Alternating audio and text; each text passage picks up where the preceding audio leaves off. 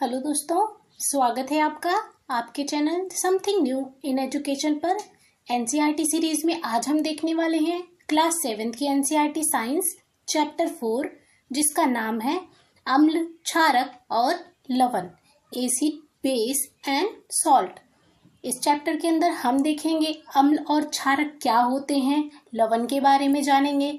हम देखेंगे हमारे आसपास के प्राकृतिक सूचक कौन कौन से हैं, उदासीनीकरण प्रक्रिया के बारे में जानेंगे, दैनिक जीवन में उदासीनीकरण के उदाहरणों को देखेंगे और चैप्टर के एंड में हम देखेंगे कि हमने चैप्टर में क्या सीखा है।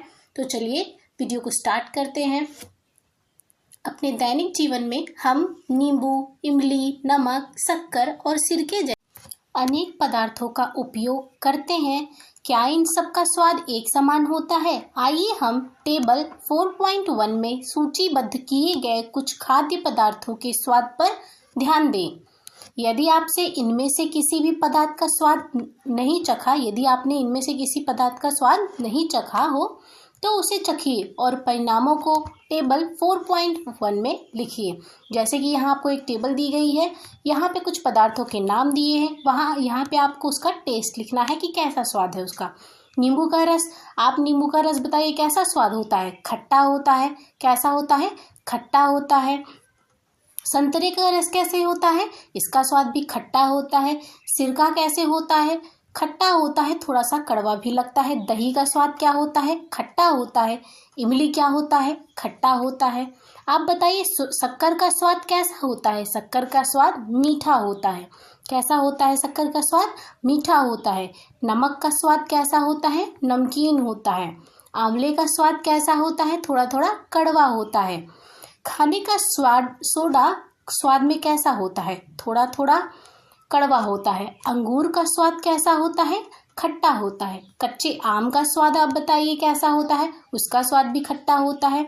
खीरे का स्वाद कैसा होता है? आप खीरा खाते हैं जिसमें ज़्यादातर पानी की मात्रा होती है, स्वाद हमें कम ही मिलता है, थोड़ा बहुत मीठा महसूस होता है। यहाँ पे आपको चेतावनी दी गई है, किसी भी वस्तु को तब तक मत चखिए जब तक कि ऐसा करने के लिए आपसे कहा न जाए। सेकेंड पॉइंट पे क्या है?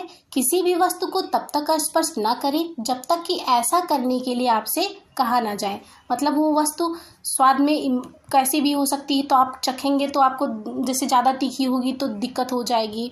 और अगर आप ऐसी चीज़ों ज़्यादा, जैसे कि एसिड होता है, आप उसको वो संक्षारक होता है, आप जब उसको छुएंगे या क्षार को छुएंगे तो आपको नुकसान भी हो सकता है, इसलिए उसको रोका जा रहा है आपको छूने से।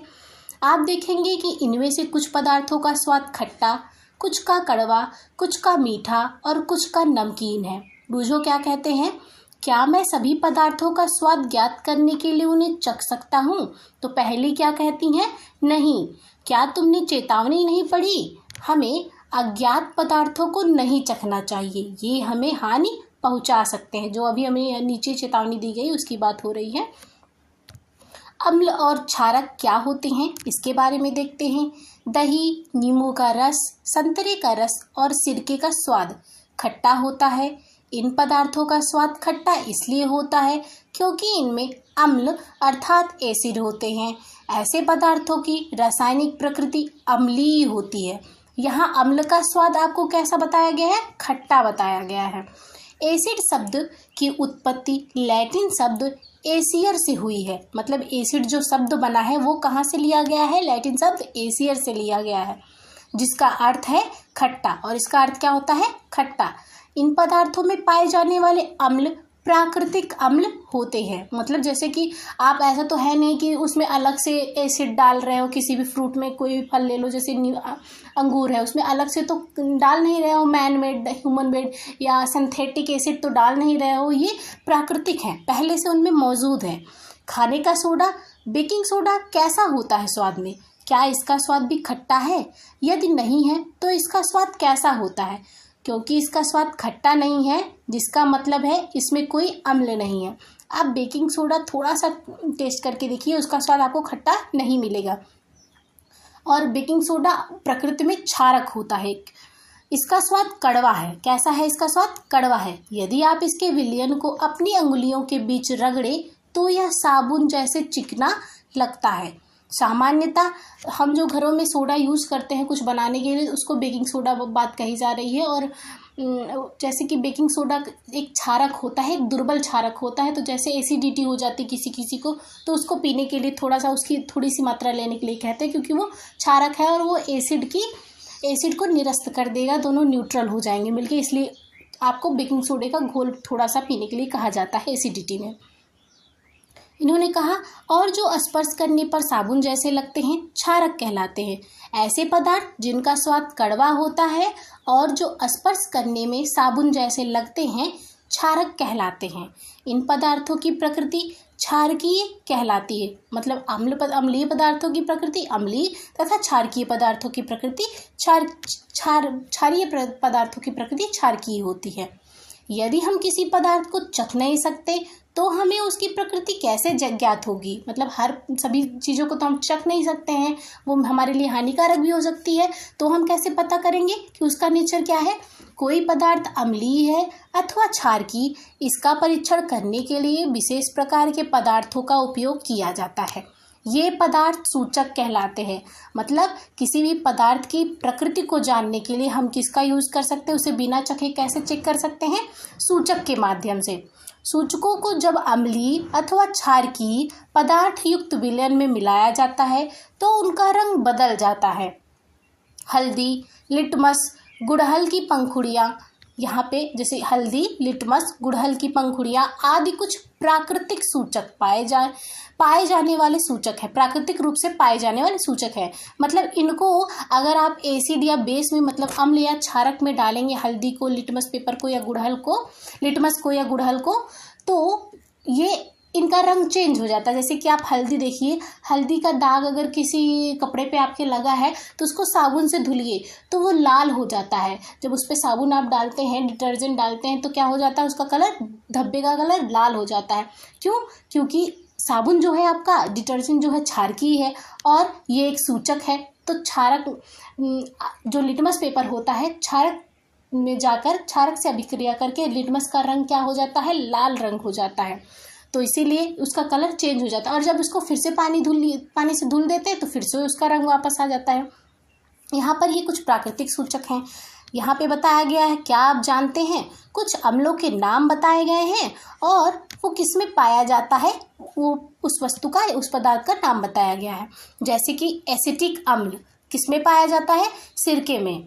फॉर्मिक अम्ल किस में पाया जाता है, चींटी का डंक में। साइट्रिक अम्ल किस में पाया जाता है, नींबू कुल के, नींबू मतलब खट्टे फलों में पाया जाता है, सिट्रस फलों में, जैसे कि संतरा, नींबू आदि। लैक्टिक अम्ल किस में पाया जाता है, दही में पाया जाता है। ऑक्जेलिक अम्ल किस में पाया जाता है, पालक में पाया जाता है। ये बहुत इंपॉर्टेंट है, अक्सर एग्जामों में पूछा जाता रहता है कि किस चीज़ में कौन सा अम्ल पाया जाता है। एस्कार्बिक अम्ल अर्थात विटामिन सी किस में पाया जाता है, आंवला, सिट्रस फलों में। टार्टरिक अम्ल किस में पाया जाता है, इमली में, अंगूर में, कच्चे आम और आदि में। ऊपर बताए गए सभी अम्ल प्रकृति में पाए जाते हैं, मतलब ये प्राकृतिक रूप से पाए जाते हैं। यहाँ पे कुछ क्षारकों के नाम भी दिए गए हैं और वो किस में पाए जाते हैं ये भी बताया गया है। जैसे कि कैल्शियम हाइड्रोक्साइड, CaOH इसका केमिकल फॉर्मूला होता है और ये किस में पाया जाता है, चूने का पानी में। और अमोनियम हाइड्रोक्साइड किस में पाया जाता है, खिड़की के कांच आदि साफ करने के लिए उपयुक्त मार्जक। मतलब खिड़की के कांच या किसी कांच की वस्तु को साफ करने के लिए जो हम मार्जक यूज करते हैं, उसमें कौन सा क्षारक होता है, बेस होता है, अमोनियम हाइड्रोक्साइड होता है। और साबुन में कौन सा क्षारक होता है, सोडियम हाइड्रोक्साइड या फिर पोटेशियम हाइड्रोक्साइड, दोनों में से कोई भी हो सकता है। यहाँ पर बताया गया है दूध या मैग्नीशियम में क्या पाया जाता है, मिल्क ऑफ मैग्नीशिया MgO में क्या पाया जाता है, मैग्नीशियम हाइड्रोक्साइड पाया जाता है। ये क्षारक के नाम है, वस्तुओं के नाम थे जिनमें ये पाए जाते हैं, और एसिड के नाम थे जिनमें, और वस्तुओं के नाम थे जिनमें वो एसिड पाए जाते हैं। यहाँ पर बताया गया है हमारे आसपास के प्राकृतिक सूचक कौन कौन से हैं, उनके बारे में कुछ बताया गया है। जैसे कि पहला उठाया गया आपका लिटमस, एक प्राकृतिक रंजक है। लिटमस क्या है, एक प्राकृतिक रंजक होता है और इसका ओरिजिनल रंग जो होता है, जब ये किसी एसिड या बेस में नहीं मिला होता है तो इसका रंग बैगनी होता है। लिटमस का रंग क्या होता है, बैगनी होता है। सबसे सामान्य रूप से उपयोग किया जाने वाला प्राकृतिक सूचक लिटमस है। इसे लाइकेनो अर्थात सैक से निष्कर्षित किया जाता है। ये पौधे से बनाया जाता है।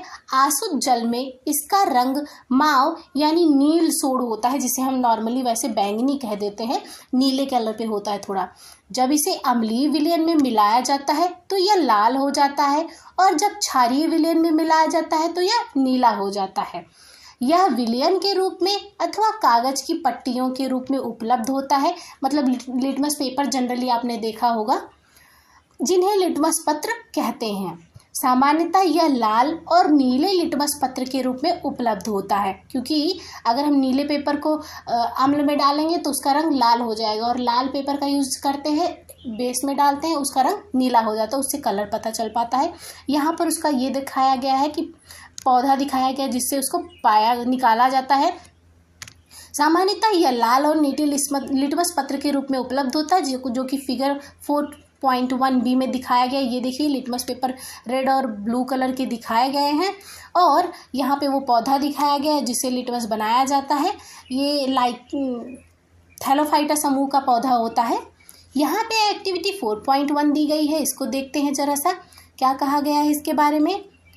प्लास्टिक के किसी प्याले या कटोरे या परख नली में नींबू का रस लेकर उसमें थोड़ा पानी मिलाइए। मतलब प्याले, कटोरे, परख नली में नींबू का रस लेकर उसमें थोड़ा पानी मिलाइए। ड्रॉपर की सहायता से उपर्युक्त विलयन की एक बूंद को लाल लिटमस पेपर पर डालिए। मतलब नींबू के रस को लाल लिटमस पेपर पे रखना है। क्या इसके रंग में कोई परिवर्तन होता है?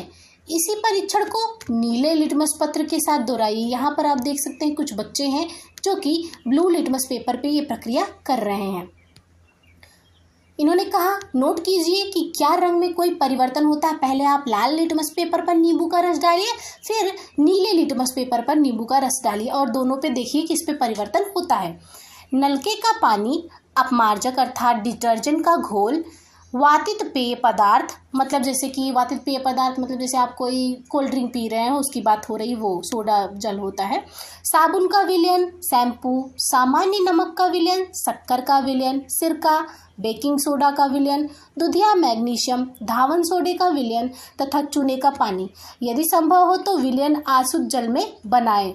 मतलब इन सब का विलयन तैयार करना है आपको, और इन सब का प्रेक्षण आपको करना है किस पर? लिटमस पेपर पर।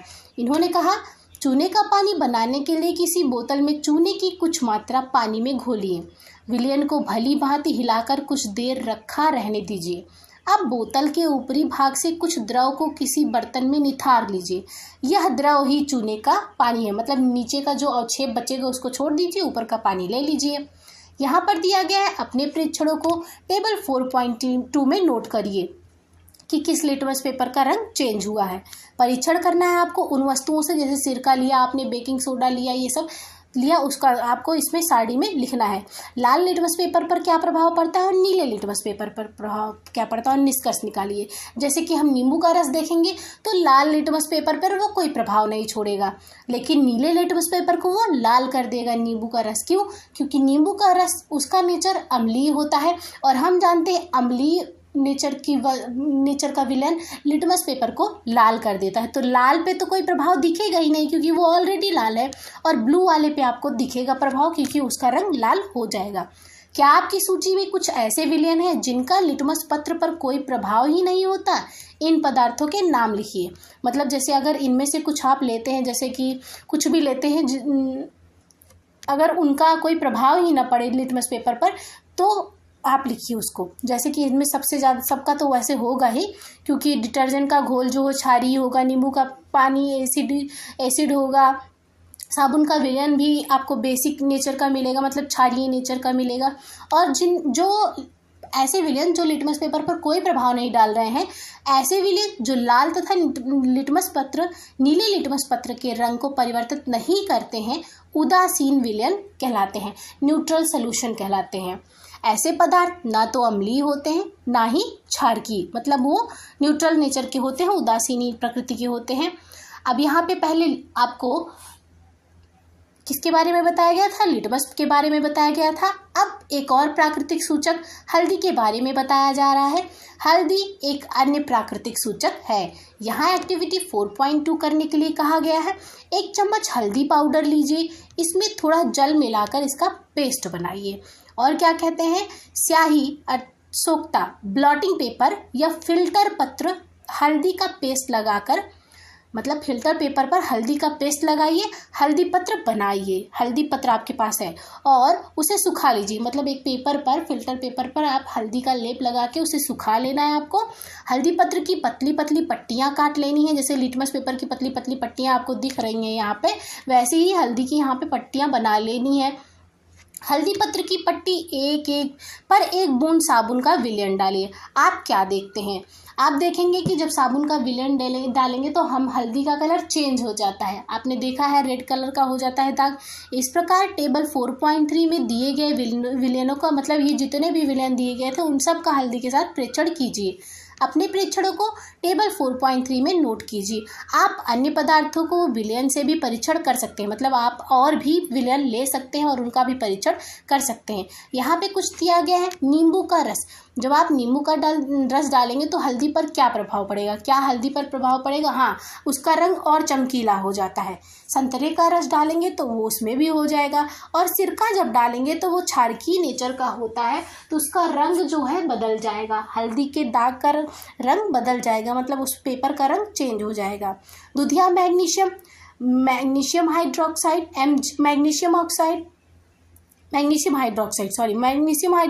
भी चेंज करेगा हल्दी का रंग, क्योंकि उसका भी रंग क्या होता है? क्षारकीय होता है। खाने का सोडा, ये भी क्षारकीय नेचर का होता है, तब हल्दी के पेपर का रंग बदलेगा। चूने का पानी, ये भी क्षारकीय नेचर का होता है, तब भी हल्दी का रंग बदल जाएगा। शक्कर, आप इसमें देखेंगे ये ना ही अम्लीय होगा ना ही क्षारकीय होगा, इसलिए उसका रंग नहीं बदलेगा। नमक, इससे भी उसका रंग नहीं बदलेगा, क्योंकि ये न्यूट्रल नेचर के होते हैं, जैसे कि ऊपर के टेबल में हमने देखा था। यहाँ पर दिया गया है कि आप अपनी माताजी के जन्मदिन पर उनके लिए विशेष बधाई पत्र बना सकते हैं। सादे सफ़ेद कागज की शीट पर हल्दी का पेस्ट लगाइए, जैसे यहाँ पर दिया गया है, और उसे सुखा लीजिए। रुई के फाहे की सहायता से इस पर चूने के पानी से एक खूबसूरत फूल लगाइए। यहाँ देखिए चूने के पानी से इन्होंने फूल बनाया है। आपको एक सुंदर बधाई पत्र मिल जाएगा, मतलब क्योंकि चूने का पानी हल्दी के रंग को चेंज करेगा जहाँ जहाँ वो यूज़ होगा, इसीलिए उससे आप नए फूलों को डिज़ाइन बना सकते हैं। आपको ये एक्टिविटी करके दिखाई गई है। आगे बुझो क्या कहते हैं। अब मैं समझ गया कि मेरी सफ़ेद कमीज पर पड़ा हल्दी का दाग साबुन से धोने पर लाल क्यों हो जाता। आप देखिए क्षारकीय नेचर की वस्तु हल्दी पर पड़ने पर लाल हो जा रही। लिटमस पेपर पर हम देख रहे थे नीला हो रहा था। ऐसा इसलिए होता है क्योंकि साबुन का विलयन क्षारकीय होता है। आगे कहते हैं, यहाँ पे दे रहे हैं सूचक के रूप में गुड़हल के पुष्प। अभी हमने लिटमस को देखा, फिर हमने हल्दी को सूचक के रूप में पढ़ा, अब हम गुड़हल के पुष्प को देख रहे हैं सूचक के रूप में, प्राकृतिक सूचक के रूप में। इसको देखते हैं। यहाँ एक्टिविटी 4.3 दी गई है, इसको देखते हैं। गुड़हल के पुष्प की कुछ पंखुड़ियाँ एकत्र कीजिए और उन्हें किसी बीकर में रख दीजिए। इसमें थोड़ा गर्म जल मिलाइए। मिश्रण को कुछ समय तक रखिए जब तक जल रंगीन ना हो जाए। रंगीन जल को सूचक के रूप में उपयोग कीजिए। इस सूचक की 5-5 बूंदें टेबल 4.4 में दिए गए प्रत्येक विलयन में मिलाइए। यहाँ आप देख सकते हैं शैम्पू का तनु विलयन लेना है, मतलब थोड़ी सी मात्रा उसमें हो विलयन में शैम्पू की। आरंभिक रंग पहले उसका नोट कर लीजिए सभी वस्तुओं का, फिर देखिए उनका रंग कैसे चेंज होता है। नींबू का रंग बदलेगा क्योंकि ये एसिडिक नेचर का होगा, और शैम्पू का रंग भी बदलेगा क्योंकि ये क्षारकीय नेचर का होगा। सोडा जल का रंग भी बदलेगा क्योंकि सोडा जल भी क्या है, क्षारकीय रंग का है। सोडियम हाइड्रोजन कार्बोनेट का विलयन भी क्षारकीय नेचर का होगा। सोडियम हाइड्रोजन कार्बोनेट जो होता है ये बेकिंग सोडा ही है, NaHCO3, बस इसका नाम चेंज कर दिया गया। वहाँ पे जनरल भाषा में आपको दिया गया था, यहाँ केमिकल नेम दिया गया है और इसका भी रंग चेंज हो गया होगा। सिरका भी क्षारकीय नेचर का होता है, तो इस पर भी गुड़हल के विलयन का रंग बदलेगा। शक्कर का विलयन और नमक के विलयन में इनका रंग नहीं बदलेगा क्योंकि ये उदासीनी नेचर के होते हैं, मतलब न्यूट्रल नेचर के होते हैं। आगे इन्होंने कहा सूचक का अम्लीय, क्षारकीय और उदासीन विलयनों पर क्या प्रभाव पड़ता है। अम्लीय विलयन में चेंज होता है और क्षारीय विलयन में चेंज होता है, लेकिन उदासीन में नहीं चेंज होता। गुड़हल के पुष्प का सूचक अम्लीय विलयन को गहरा गुलाबी अर्थात मजेंटा करता है और क्षारकीय विलयन को हरा कर देता है। यहाँ पे आप देखिए अलग अलग सूचक अम्लीय और क्षारकीय माध्यम में अलग अलग रंग देते हैं। जैसे कि हमने देखा कि लिटमस पेपर अम्ल को लाल कर रहा था और लिटमस को नीला, लेकिन हमने देखा कि जो हल्दी है वो क्षार को नीला नहीं लाल कर रहा था। और यहाँ पे देखेंगे गुड़हल जो है, गुड़हल का जब हम प्राकृतिक सूचक के रूप में यूज करते हैं तो वो अम्ल को गहरा गुलाबी करता है और अम्लीय विलयन को गहरा गुलाबी रंग देता है, और क्षारकीय विलयन को कौन सा रंग दे रहा है, हरा रंग दे रहा है। यहाँ पे अलग अलग प्राकृतिक सूचक अम्ल और क्षार को अलग अलग रंग देते हैं। अब आगे देखते हैं बूझो क्या कह रहे हैं। जब मैं शुष्क लिटमस पत्र खाने के सोडे के ठोस कण रखता हूँ, पत्र पर खाने के सोडे के ठोस कण रखता हूँ तो मुझे सही परिणाम नहीं मिलते। क्यों? अब आप जानते हैं लिटमस पेपर प्राकृतिक सूचक है और सोडा जो है, खाने का सोडा जो है क्षारकीय है, पर जब उसका ठोस कण रख रहे हैं तो क्यों लिटमस पेपर का रंग चेंज ही क्यों नहीं हो रहा है। तो ये क्या कहती हैं, खाने का सोडे का विलयन बनाकर परीक्षण करो। इससे क्या आपको जानकारी मिल रही है, इससे जानकारी ये मिल रही है कि लिटमस पेपर तभी वर्क करेगा, मतलब जलीय अवस्था में वर्क करता है, और वो आपको ठोस अवस्था में, अगर कोई वस्तु ठोस है तो उसकी प्रकृति की आप जांच नहीं कर सकते, उसको विलयन अवस्था में, मतलब उसको जलीय अवस्था में लाना पड़ेगा, द्रवीकृत अवस्था में लाना पड़ेगा। आगे क्या कह रहे हैं, आप इन प्राकृतिक सूचक को बनाकर उनसे अम्लीय, क्षारकीय और उदासीनी विलयनों में रंग परिवर्तन देखने का प्रयास कर सकते हैं।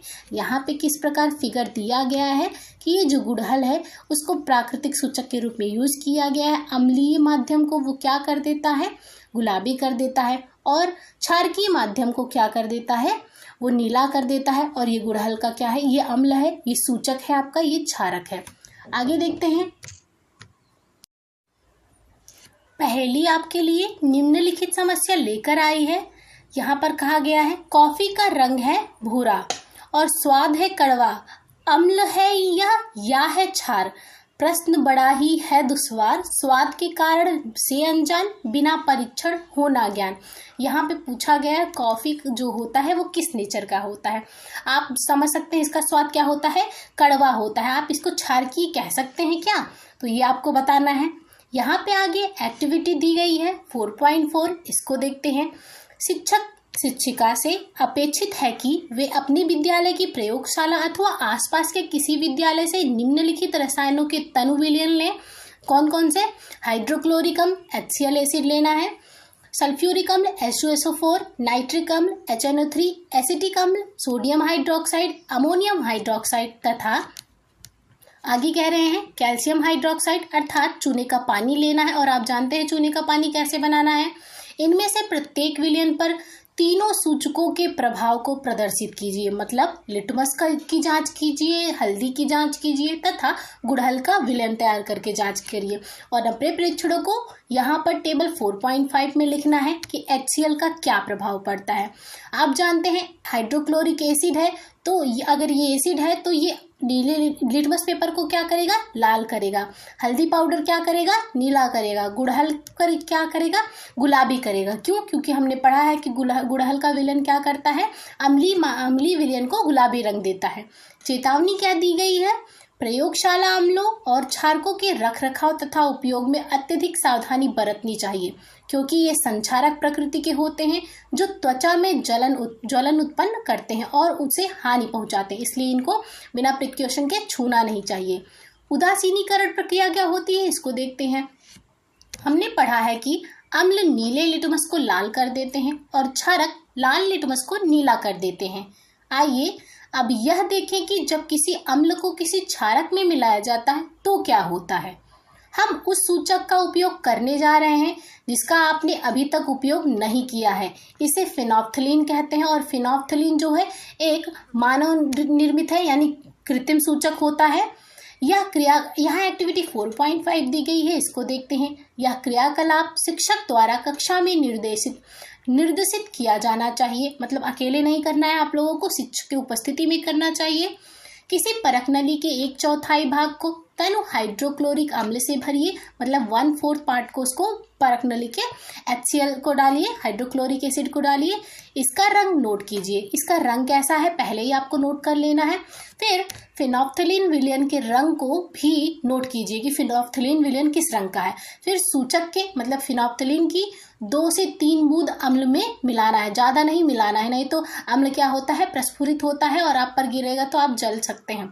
यहाँ पे दिया गया है पहले क्या, अम्ल प्लस सूचक इसमें है और क्या डाल रहे हैं, वो क्षारक डाल रहे हैं। आगे देखते हैं टेबल, यहाँ फिगर 4.4 की बात कह रहे हैं। परख नली को धीरे धीरे हिलाइए, इस परख नली को धीरे धीरे हिलाइए। क्या आपको अम्ल के रंग में कोई परिवर्तन दिखाई देता है? जब आप अम्ल में सूचक मिला रहे हैं क्या कोई परिवर्तन दिखाई दे रहा है? अम्लीय विलयन में ड्रॉपर से सोडियम हाइड्रोक्साइड क्या है, क्षारक, NaOH क्या होगा, पहले अपने अम्ल डाला, फिर अम्ल में 2 से 3 बूंद सूचक डाला फिनोल्फ्थलीन का, फिर आप सोडियम हाइड्रोक्साइड क्षारक डाल रहे हैं। आगे क्या कहते हैं,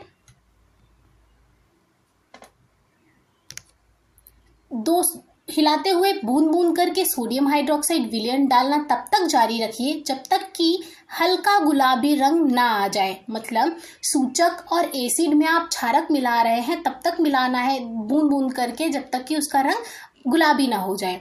अब इसमें तनु हाइड्रोक्लोरिक अम्ल की 1 बूंद और मिलाइए। मतलब अब जब आपने एसिड, सूचक और क्षारक मिला लिया है फिर से उसमें 1 बूंद एसिड का डालिए। आप क्या देखते हैं, क्या विलयन पुनः रंगीन हो जाता है? बिल्कुल। फिर से सोडियम हाइड्रोक्साइड डालिए और फिर से उसका कलर नोट करिए, क्या रंग फिर से परिवर्तित होता है? इसमें पूछा जाएगा कि विलयन फिर से गुलाबी हो जाता है। यह स्पष्ट है कि जब विलयन क्षारकीय होता है तो फिनोल्फ्थलीन गुलाबी रंग देता है। इसके विपरीत जब विलयन अम्लीय होता है तो यह रंगहीन होता है, मतलब उसका कोई रंग नहीं होता है। जब अम्ल और सूचक होता है तो उसमें कोई रंग नहीं होता है, लेकिन जैसे ही क्षारक मिलाते हैं तो वो गुलाबी रंग का हो जाता है। फिर से 1 बूंद अम्ल डालते हैं तो फिर से रंगहीन हो जाता है और फिर से क्षारक डालते हैं तो फिर से वो क्या हो जाता है, गुलाबी रंग का हो जाता है। जब किसी अम्लीय विलयन में क्षारकीय विलयन मिलाया जाता है तो दोनों विलयन एक दूसरे के प्रभाव को उदासीन कर देते हैं। जब किसी अम्ल और क्षारक के विलयन को उचित मात्रा में मिलाया जाता है तो विलयन की प्रकृति ना तो अम्लीय रहती है और ना क्षारकीय। दूसरे शब्दों में अम्ल तथा क्षारक दोनों की ही प्रकृति लुप्त हो जाती है। इस प्रकार बना विलयन ना तो अम्लीय होता है ना ही क्षारकीय। उदासीनीकरण के तत्काल बाद परख नली को स्पर्श करिए। मतलब जब एसिड और बेस की मात्रा सेम हो, मतलब अम्ल और क्षारक की मात्रा सेम हो, दोनों उदासीन होते हैं, तब विलयन को क्या करना है, आपको स्पर्श करना है परख नली को। आपने क्या अनुभव किया, उदासीनीकरण अभिक्रिया में सदैव ऊष्मा निकलती है, आपको परख नली गर्म मिलेगी क्योंकि उससे ऊष्मा निकल रही है, अर्थात निर्मुक्त होती है। ऊष्मा निकलती है अर्थात ऊष्मा निर्मुक्त होती है। निर्मुक्त ऊष्मा से अभिक्रिया मिश्रण का ताप बढ़ जाता है, इसलिए परख नली आपको गर्म महसूस होगी। उदासीनीकरण अभिक्रिया में नया पदार्थ निर्मित होता है जो क्या है, लवण है, सॉल्ट कहलाता है। अब ये जो उदासीनीकरण प्रक्रिया में आपको निर्मित होगा, आपको प्राप्त होगा, क्या प्राप्त होगा, सॉल्ट प्राप्त होगा। लवण अम्लीय, क्षारकीय अथवा उदासीनी प्रकृति का हो सकता है, मतलब इसका नेचर भी एसिडिक और बेसिक हो सकता है या फिर न्यूट्रल भी हो सकता है। अतः उदासीनीकरण को निम्न रूप में परिभाषित किया जा सकता है। देखते हैं इसकी परिभाषा किस प्रकार दी गई है। किसी अम्ल और किसी क्षारक के बीच होने वाली अभिक्रिया उदासीनीकरण कहलाती है। इस प्रक्रम में ऊष्मा के निर्मुक्त होने के साथ साथ लवण और जल निर्मित होते हैं। मतलब आपको क्या सॉल्ट और क्या प्राप्त होगा, वाटर प्राप्त होगा जब आप एसिड और बेस का रिएक्शन कराएंगे। यहाँ पर क्या दिया गया है, क्या आप अम्ल वर्षा शब्द से परिचित हैं? क्या आपने कभी अम्ल वर्षा के क्षतिकारी प्रभावों के बारे में सुना है, मतलब हानिकारक प्रभावों के बारे में सुना है? जैसा कि नाम से पता चलता है, जब वर्षा जल में अम्ल की मात्रा अत्यधिक हो तो वह अम्ल वर्षा कहलाती है। वर्षा जल में ये अम्ल कहाँ से आते हैं? वर्षा जल अम्लीय इसलिए हो जाता है क्योंकि कार्बन डाइऑक्साइड, सल्फर डाइऑक्साइड और नाइट्रोजन डाइऑक्साइड जैसे गैसें जो वायु में प्रदूषक के रूप में निर्मुक्त होती हैं, मतलब छोड़ी जाती हैं, वर्षा जल में घुलकर क्रमशः कार्बोनिक अम्ल, सल्फ्यूरिक अम्ल और नाइट्रिक अम्ल बनाती हैं। अम्ल वर्षा भवनों, ऐतिहासिक इमारतों, पौधों और जंतुओं को क्षति पहुंचा सकती हैं। आगे दिया गया है, यहाँ पे वो रिएक्शन है, उदासीनीकरण रिएक्शन दिया गया है, न्यूट्रलाइजेशन रिएक्शन दी गई है। अम्ल और क्षारक को जब आप मिलाते हैं तो आपको क्या प्राप्त होता है? लवण और जल, सॉल्ट एंड वाटर। और ये कैसी प्रक्रिया है? ऊष्माक्षेपी अभिक्रिया है, इसमें से ऊष्मा निकलती है। निम्नलिखित अभिक्रिया इसका उदाहरण है और इसका नीचे एक एग्जाम्पल भी दिया गया है। अम्ल के रूप में HCl को लीजिए और क्षारक के रूप में सोडियम हाइड्रोक्साइड NaOH को लीजिए और आपको सॉल्ट के रूप में, लवण के रूप में NaCl सोडियम क्लोराइड प्राप्त होगा और जल प्राप्त होगा और ऊष्मा प्राप्त होगी। बूझों ने चूने के पानी में तनु सल्फ्यूरिक अम्ल मिलाया, अभिक्रिया मिश्रण गर्म हो जाएगा अथवा ठंडा। चूने का पानी क्या है? कैल्शियम हाइड्रोक्साइड क्या है? आप जानते हैं क्षार है, और तनु सल्फ्यूरिक अम्ल मतलब अम्ल है। तो इनको मिलाएंगे तो मिश्रण गर्म होगा कि ठंडा? आपने अभी देखा कि उदासीनीकरण अभिक्रिया ऊष्माक्षेपी होती, ऊष्मा निकलती है, तो कैसे होगा? वो गर्म होगा, वो मिश्रण गर्म हो जाएगा। दैनिक जीवन में उदासीनीकरण के उदाहरणों को देखते हैं। आइए, यहाँ अपाचन दिया गया है। अपाचन मतलब जो एसिडिटी की बात ऊपर हमने कही थी, हमारे आमाशय में हाइड्रोक्लोरिक अम्ल पाया जाता है। आप अध्याय 2 में पढ़ चुके हैं कि यह भोजन के पाचन में हमारी सहायता करता है, लेकिन आमाशय में अम्ल की आवश्यकता से अधिक मात्रा में होने से अपाचन हो जाता है। कभी कभी अपाचन काफी कष्टदायक होता है। अपाचन से मुक्ति पाने के लिए हम दुधिया मैग्नीशियम यानी मैग्नीशियम ऑक्साइड MgO जैसा कोई प्रति अम्ल मतलब आप एंटासिड यूज करते हैं, जिसमें मैग्नीशियम हाइड्रोक्साइड होता है। यह अत्यधिक अम्ल के प्रभाव को उदासीन कर देता है, मतलब क्योंकि ये क्षारकीय नेचर का होता है तो अम्ल के प्रभाव को निरस्त कर देता है। यहाँ पे दिया गया है चींटी का डंक। जब चींटी काटती है तो वह त्वचा में अम्लीय द्रव डाल देती है। डंक के प्रभाव को नमी युक्त खाने का सोडा, अभी हमने पहले ही बताया था कि खाने का सोडा किस नेचर का होता है? क्षारकीय, और चींटी का डंक अम्लीय है, तो उसको जब लगाएंगे तो दोनों का प्रभाव क्या हो जाएगा? निरस्त हो जाएगा। सोडियम हाइड्रोजन कार्बोनेट जो कि बेकिंग सोडा है, अथवा कैलेमाइन विलयन मल कर उदासीन किया जा सकता है, मतलब उस काटी हुई जगह पे जहाँ पे चींटी ने डंक मारा है या आपको मधुमक्खी ने भी काटा है तो वहाँ पे आप इस सोडियम हाइड्रोजन कार्बोनेट का विलयन लगा सकते हैं, जिसमें जिंक कार्बोनेट होता है। आगे देखते हैं मृदा उपचार।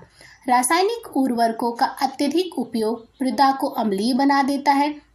यदि मृदा अम्लीय अथवा अत्यधिक क्षारकीय हो तो पादपों अर्थात पौधों की वृद्धि अच्छी नहीं होती। जब मृदा अत्यधिक अम्लीय होती है तो उसे बिना बुझा हुआ चूना अर्थात कैल्शियम ऑक्साइड अथवा बुझा हुआ चूना कैल्शियम हाइड्रोक्साइड जैसे क्षारकों से उपचारित किया जाता है। जब अम्लीय होता है तब क्षारक मिलाते हैं और जब क्षारकीय होगा तो अम्लीय पदार्थ मिलाएंगे। यदि मृदा क्षारकीय हो तो उसमें जैव पदार्थ मिलाए जाते हैं। जैव पदार्थ कंपोस्ट खाद मृदा में अम्ल निर्मुक्त करते हैं जो उसकी क्षारकीय प्रकृति को उदासीन कर देते हैं। आगे देखते हैं कारखानों का अपशिष्ट। अनेक कारखानों के अपशिष्ट कचरे में अम्लीय पदार्थ मिश्रित होते हैं। यदि ऐसे अपशिष्ट पदार्थों को सीधे ही जलाशयों व नदियों में बहने दिया जाए अर्थात विसर्जित किया जाए तो मछली और अन्य जलीय जीवों को अम्ल नष्ट कर सकते हैं। अतः कारखाने के अपशिष्ट को जलाशयों व नदियों में विसर्जित करने से पहले क्षारकीय पदार्थ मिलाकर उदासीन किया जाता है। ये था हमारा चैप्टर। अब हम देखते हैं कि हमने चैप्टर में क्या सीखा है। इसका फर्स्ट पॉइंट है अम्ल स्वाद में खट्टे होते हैं। सामान्यतः क्षारकों का स्वाद कड़वा होता है तथा उनका स्पर्श साबुन जैसा होता है। नेक्स्ट पॉइंट क्या है? अम्ल नीले लिटमस पेपर को लाल कर देते हैं, क्षारक लाल लिटमस को नीला कर देते हैं। नेक्स्ट पॉइंट है वे पदार्थ जो न तो अम्लीय होते हैं न ही क्षारकीय उदासीन कहलाते हैं। नेक्स्ट पॉइंट है ऐसे पदार्थों के विलयन जो अम्लीय, क्षारकीय और उदासीन विलयन में भिन्न रंग दर्शाते हैं सूचक कहलाते हैं। नेक्स्ट पॉइंट है अम्ल और क्षारक एक दूसरे को उदासीन करके लवण बनाते हैं। लवण अम्लीय, क्षारकीय और उदासीन प्रकृति के होते हैं। तो ये था हमारा chapter number 4 acid, base and salt, अम्ल, क्षारक एवं लवण। वीडियो अच्छी लगी हो तो लाइक, शेयर एंड सब्सक्राइब करना ना भूलिएगा। Thank you for watching.